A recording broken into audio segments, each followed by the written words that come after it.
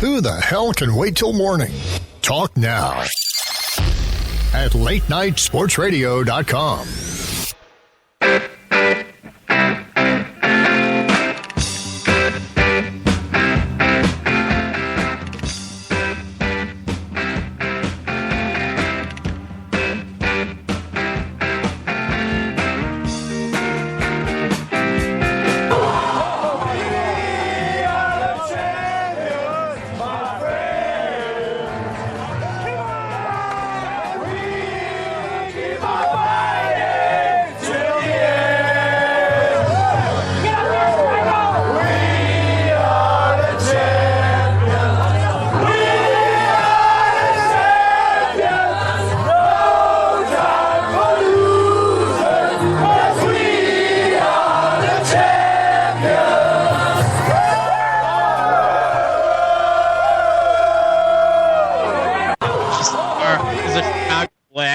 After they took home their third Stanley Cup championship, the first time at home in 77 years, and the third time in 6 years. Clearly, that's a dynasty. We got to be talking about the Chicago Blackhawks. You know, they had a big rally tonight, so we're going to be talking a little bit about that. But I'm going to introduce you right now, let you know what we're doing. I'm Johnnie Maloris, okay, of Late Night Sports Radio, also 87sportsfans.com. Also in the workshop, we have Keith Grieve. He's also of 87sportsfans.com. Every time, this guy. And then, later on, we're bringing Bob. He coaches and does things and needs to teach these children how to play the game the right way. So that's what's happening. He's doing that. But other than that, yeah, we're gonna go down a lot of this Blackhawks stuff, a little bit of the NBA Finals, bounce into baseball. But before we even do any of that stuff, we're going to bring in our guy, Tab Bamford from CommittedIndians.com, at the One Tab on Twitter. How you feeling tonight, Tab? Obviously, probably pretty good, right? Yeah, I think my vocal cords are back in one piece. Most of the alcohol hopefully has left the system, and the headache has subsided. So I think we're ready for Friday. What a plus, man! That's great stuff. I mean, were you able to catch any of the rally today? Yeah, I think it was a nice, intimate, small little deal that they put on for 68,000 of their closest friends. I mean, a lot of people were complaining that they couldn't have however many million the city claims that they were going to have, which ended up being just as many as allegedly were along the parade route before they got to Soldier Field. Chicago's weather's been terrible. Lots of flooding. There's lots of other stuff going on. Grant Park is booked like every night for the next week. And they had to get it done with the draft next week because there's some guys that were on stage today who won't be here next week. So, a lot of people will hate Rom or the Hawks or Ticketmaster or whoever. But it was the best they could do this week with all the other extenuating circumstances. And I think overall, it was a nice experience. And, if it was the first one and only 60,000 people got to see it, okay, let's be a little angry. It was the third time in 5 calendar years, 6 seasons. Move on. Yeah, you've had your chance at this point. But not only that, but I also loved all the bitching that was going on social media about how people couldn't get to work and everybody was being rowdy. Guess what, man? It's a Thursday. I'm sorry. Sure, either people called off work or called in sick or took a vacation day, whatever it was. People weren't at work today. And the rest of us had to go to work. So, I think that's why everyone, some people might have had their ass chapped a little bit. But, I mean, in all fairness, I didn't catch very much of it. I thought that was kind of funny that, obviously you're going to see the politicians come out there and everything. But the one thing that probably stood out the most to me from what I've kind of read and the couple of highlights that I've seen of the rally to this point was about how everybody kept mentioning, a fourth championship. And it's that I think it has been the most impressive of this entire dynasty, where it's not only being satisfied with the first championship or the second, but it's pushing for that third, wanting the fourth, and wanting to become something greater than just okay, I got my ring, I'm done. They want to be more than that. Is that kind of what helped them past apparently a Tampa Bay team that I think gave them a little bit more fight than what they were expecting? Yeah, I mean, that Tampa team reminds me a lot of the Blackhawks back in 08-09. They're young, they're fast. It really was like looking in the mirror in many ways for the Blackhawks. And if you believe that Stan Bowman and his father, Scotty, influenced Dale Talon with some of what he did and have now continued on to build the Blackhawks in the air quotes Detroit model that made the Red Wings the gold standard for so long in the league, really between the Oilers dynasty and today. Then you look down in Tampa, and their general manager is Steve Yzerman, who knows it better than anyone. So there are a lot of similarities there. They've got a similar situation to the Hawks in '09, where a lot of their young stars, specifically Steven Stamkos, are coming up on needing new paper. So there's going to be some financial ramifications for being as good as they are, as young as they are. But yeah, I mean, the Blackhawks showed their experience in spite of John Cooper saying throw experience out the window.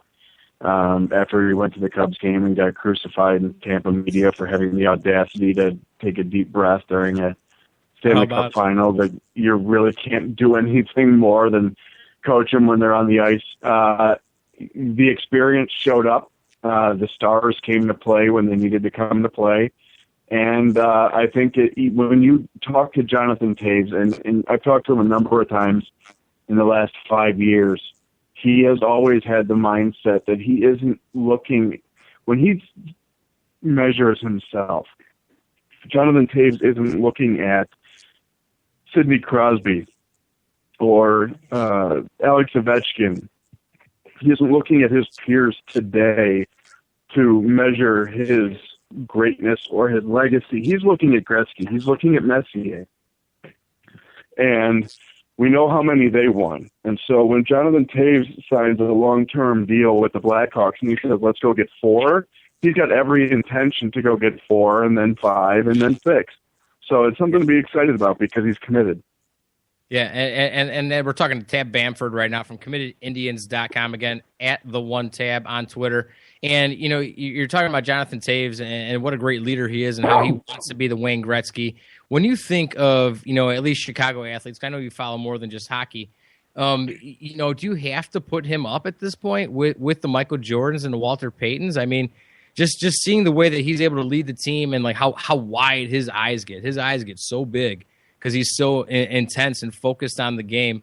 And, you know, obviously coming from your captain, it pushes everybody else. And I feel that he really sets the tone. And to see, you know, even Patrick Kane kind of fall in line after it looked like things were looking ugly for him for a short while there. But how great really is Jonathan Toews? You know, it's funny. When before the 2010 Stanley Cup final, when he was still in his early 20s and couldn't grow a legitimate playoff beard and kind of had the Wolverine sideburns, and that was it. I wrote a column that said if the Blackhawks win a Stanley Cup, Jonathan Toews is a Hall of Famer already. And I caught a lot of heat for it, but if you look at his resume, he is the youngest player ever to achieve what the IAHF refers to as the Triple Gold Club, which is a gold in World Juniors, a gold in the Olympics, and a Stanley Cup championship. He's the youngest to ever do it. Yeah, and it's 27. Yeah, and I mean, now he's got 3 cup rings by 27. He is the second youngest captain in league history to lead a team to 3 cups. The only captain to do it younger was 99, the great one. So you look at the company that he is putting himself in, and there aren't many in the history of the game that have won as much at everything as Jonathan Toews. And so certainly if you look at the greater pantheon of Chicago icons, I think you probably have, you know, in Ernie Banks up there as the face of the Chicago Cubs. I think certainly Walter Payton is up there, and you might have, you know, a good argument for someone like a Dick Butkus. But you look at the history of the Blackhawks, and obviously no one has won as much as Jonathan Toews has here.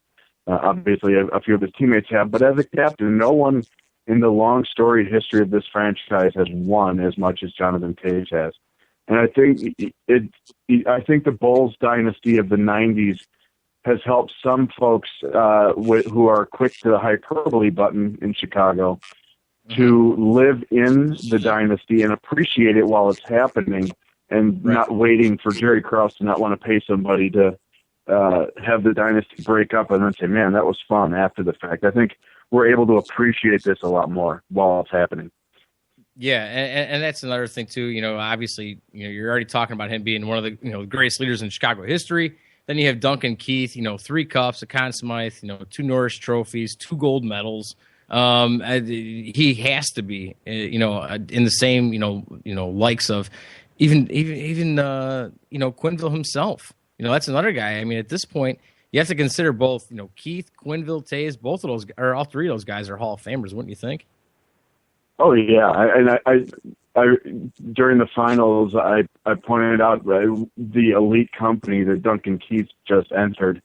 There are only 4 defensemen in the history of the National Hockey League who have more than 1 Norris Trophy, more than 1 Stanley Cup championship, and have won a Conn Smythe. And the other 3 are Nick Lidstrom, Larry Robinson, and Bobby Orr, who really are 3 of the standard bearers on the blue line in the history of the game. Yeah. And so when you think about that company, in fact, the only other defensemen have multiple Norris trophies and a Stanley Cup win, one alone with a Conn Smythe is Brian Leach. So you're looking at 4 guys in the history of the game that have reached, what Duncan Keith has done. And then obviously through the 2 gold medals in there. And I think he's a lock for the Hall of Fame as well. Joe Quinville too. I mean, he's up near the top of the all-time wins list. A lot of people will continue to rightfully praise Mike Babcock, but last time I checked, the only thing he's got on Quinville is gold medals in the Olympics. He's only got 1 Stanley Cup ring from his time in Detroit. So let's really look at Quinville maybe as being in that upper echelon with Mike Babcock as the elite in the game today. Right. And I mean, think about how important, June 14th is, okay, for Joel Quinville. He was drafted by the Toronto Maple Leafs on the same day. Then he won Coach of the Year when he was in St. Louis, and then won his 3rd Stanley Cup, as a head coach. I mean, just absolutely unbelievable. And that's probably, where most of the focus needs to go. You mentioned, Stan and Scotty, Bowman, both working with the front office so intensively here.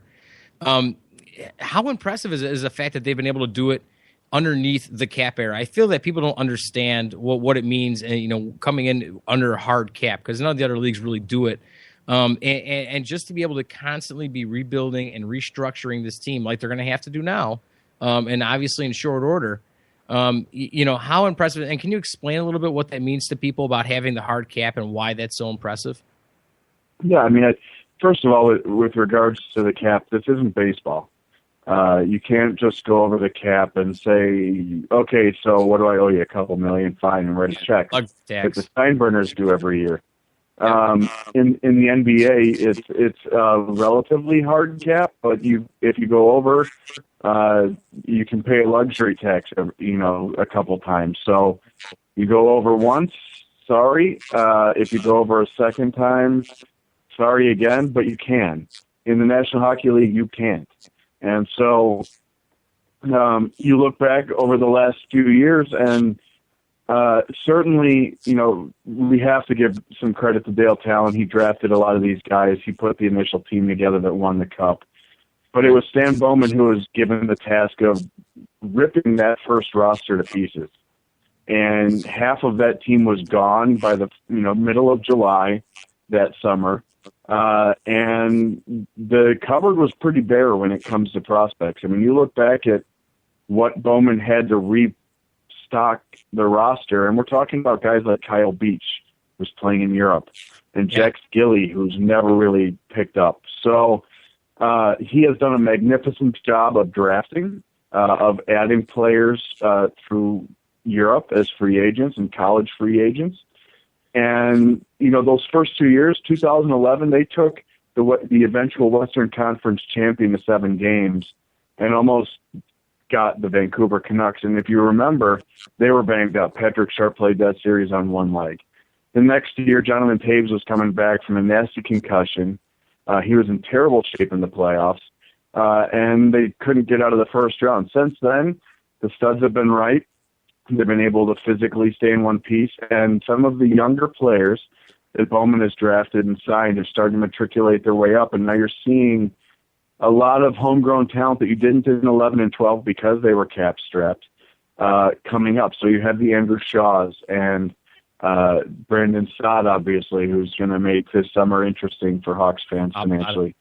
But the Marcus Krugers of the world, and Teuvo Teravainen is next. And then you start hearing names like Artemi Panarin, who's coming over from Russia, who has a similar profile to Teravainen. God bless. You know, we're going to have the American Kane, the Finnish Kane, and the Russian Kane. If there was a Canadian one, we'd go get him. And we've got Taves, so we're just fine there. So the fact that they have been able to sustain excellence in an era where you can't spend whatever you want. This isn't the 90s Red Wings. You can go put 12 Hall of Famers on the ice together because you can write as much money as the owner feels like spending. This isn't the 80s Oilers where you can sign guys to lifetime contracts and only trade them when you don't think you can afford them anymore. This is an era where players have financial wants and needs and certainly want to be paid, but also the cap isn't at the mercy of rich teams. And so the fact that they have been able to sustain it and really came a tip away from possibly playing in 3 straight cup finals really speaks volumes to not only the leadership on the ice and Quenneville behind it, but also what Bowman has done to really quickly inject a ton of talent into the pipeline so that they can restock on the fly internally. Yeah, and that's been the most impressive thing. And right before we let Tab Bamford go from CommittedIndians.com, again, you can check them out at the One Tab on Twitter. You know, that's going to be the biggest thing now. You know, people are going to start, you know, burning their sweaters, and they don't know what they're going to do because, I mean, there's going to be guys that are going to be leaving here.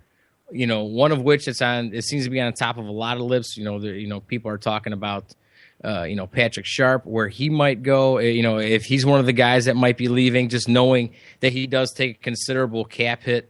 And I think that's probably the most intriguing thing is figuring out, you know, what their logic is, what Stan Bowman's logic is in terms of figuring out which guys are going to fit. Because right now, the way you're looking at it, you know, you're going to have your continued core of Jonathan Taves, Patrick Kane, Hossa, Keith, Hjalmarsson, same thing with Seabrook. Those guys are going to be here. But when it comes down to Patrick Sharp, that's a 5.9 cap hit. Brian Bickle, that's a $4 million. Chris Versteeg, 2.2. Corey Crawford, a lot of Crawford haters out there. That's a $6 million cap hit. Who do you feel is going to leave here? How is Stan Bowman going to position this team to win their 4th cup, or are we going to have to wait another season before we get that 4th cup? Well, it's always hard to repeat. So you looked at look at the LA Kings. They didn't even make the playoffs this year. So all it takes is 1 or 2 injuries or, some idiot defenseman getting deported because he couldn't keep his hands to himself from a team. Thankfully, the Blackhawks don't have a Slava Voinov waiting to explode somewhere in the organization. I mean, it's tough, and when you see guys go who have succeeded here, it's not easy. And I think especially fans that were around before Kane and Taves arrived, Patrick Sharp will have a special place in the hearts of Blackhawks fans for a long, long time. He got here before the kids. He was a big brother to the kids. He kind of brought them along, and he has been really part of that core of excellence for a long time. But if you look at who the Blackhawks can and need to maintain, I would submit that if you're going to turn over at least 3 of your spots on the blue line, having consistency in that is a big deal. And so if you're choosing a $6 million sacrificial lamb in salary cap terms, I think Sharp is more likely to go than Crawford. Just because at some point Brandon Saad is going to get paid this summer. And I think we saw in these playoffs that Teuvo Teravainen is ready to take the next step. And both of those guys are top 6 forwards next year. And, they've got a lot of, as we just talked about, there's a lot of talent coming, and it's hard to justify having a $6 million man on your 3rd line. So it might be a really rough summer for a lot of the 10 sweaters around Chicago.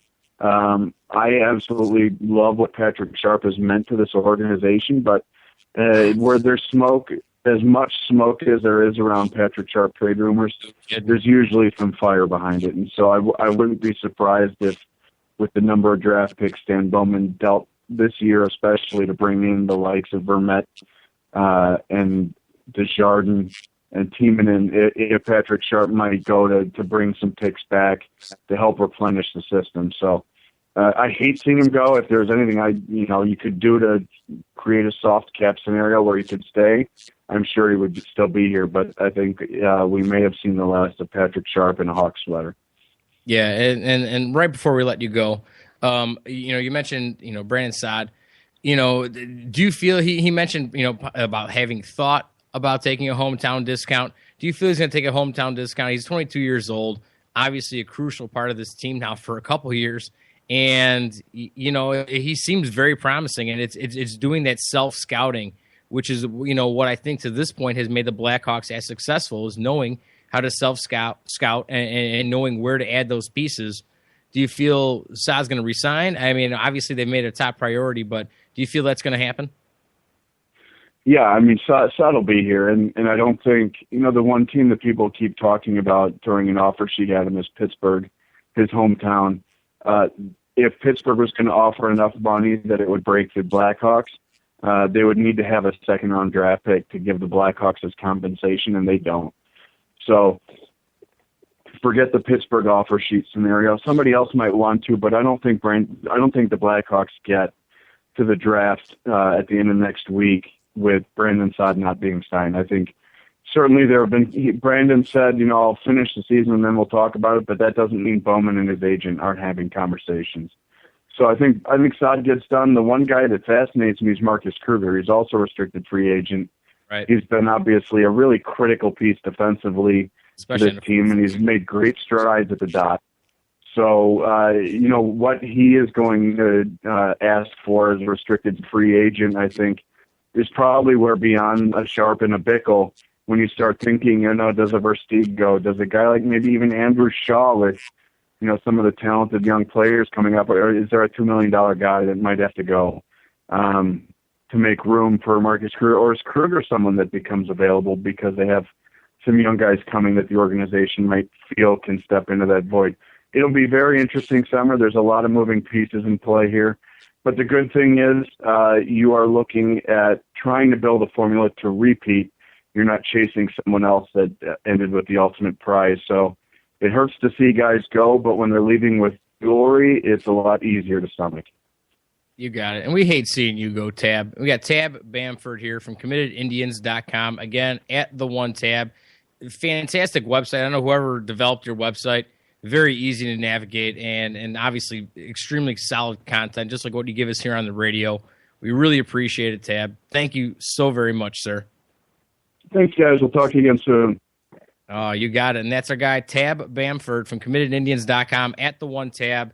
And when we come back here, we're going to be talking to Nip Shepkowski from 670 WSCR, The Score in Chicago here. We're going to continue on with this Blackhawks party here on Late Night Sports Radio on the Johnnie Bobbo Show.